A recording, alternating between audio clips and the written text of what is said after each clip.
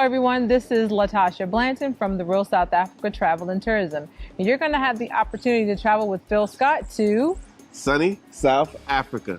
You guys are going to have the opportunity to come to Johannesburg, and you guys are going to be coming to Durban. And we're going to set it up perfectly. It's going to be like a luxury experience for you guys. At the same time, you're going to be getting some culture.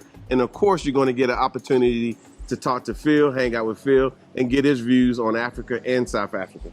You're also going to get an opportunity to explore the lifestyles here that are available in South Africa. And we're going to do all that for you in an amazing 10 days. We do hope that you go to the website and book, because we do look forward to seeing you here. Absolutely. Our website is therealsouthafrica.com. Go there, scroll down. You'll see a picture of Phil, and just go ahead and book there. So we'll see you here in what we like to call sunny South Africa.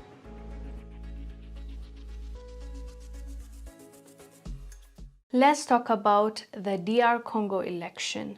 There was a lot going on, from the Belgian IT guy unaliving himself, to the protest, to the ban that was put by the government, and then now to finally knowing who the winner is, and that is President Felix. This is going to be his second term, and he has been declared as the winner in a landslide.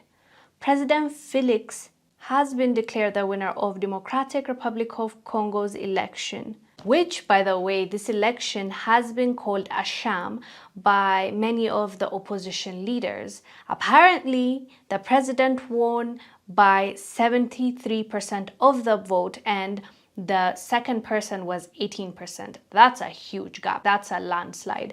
But at the same time, half of the people did not vote. 43% of the population voted, but the rest didn't. So that's a huge chunk of the people that did not get the chance to vote. And there were so many reasons why. One, infrastructure.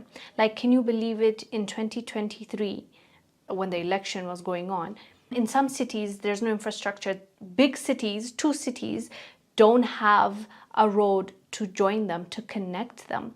And as we always say, DRC is one of the wealthiest countries in the world when it comes to resources.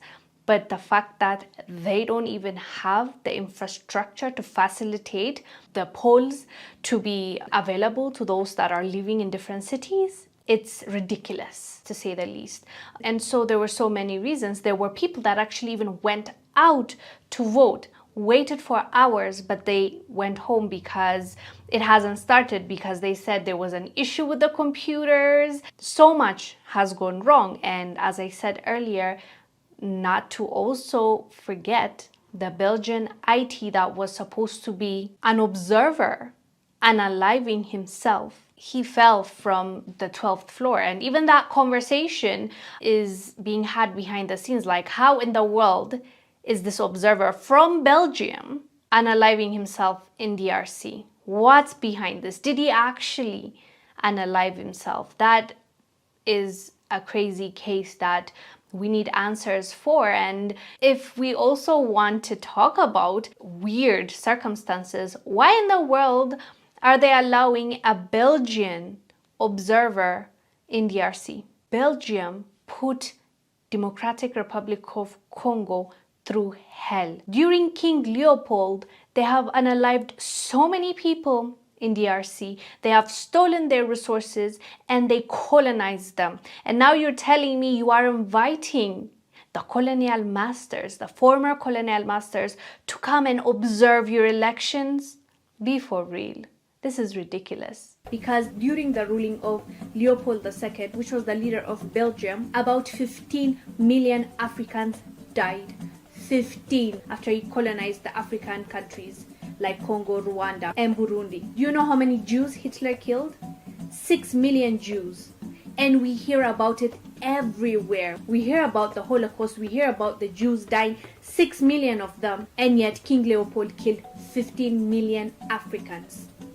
That's this guy's legacy. From all the colonizers, he was the worst of them all.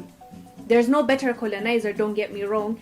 All of them had no right to come and own anybody or colonize, but this guy was the most ruthless, rulers of Belgium. He was a cruel human being. This election was chaotic to say the least, and even now, after the announcement of the new president, Felix, people are still, especially the opposition parties, are saying that this election was rigged. They do not accept that he is the winner.